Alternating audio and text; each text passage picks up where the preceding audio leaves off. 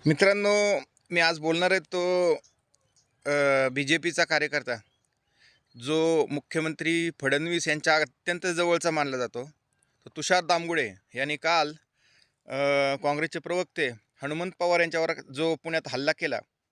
तर मित्रांनो, हा गुंड प्रवृत्तीचा तुषार दामगुडे याने काँग्रेसचे प्रवक्ते हनुमंत पवार याच्यावरती काल पुण्यात हल्ला केला.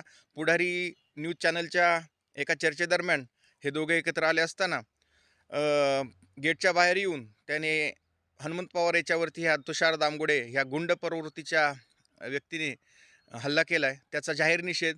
आणि फडणवीस साहेब याच्यावरती काय कारवाई कराल ही मी फडणवीस साहेबांना विनंती करतो.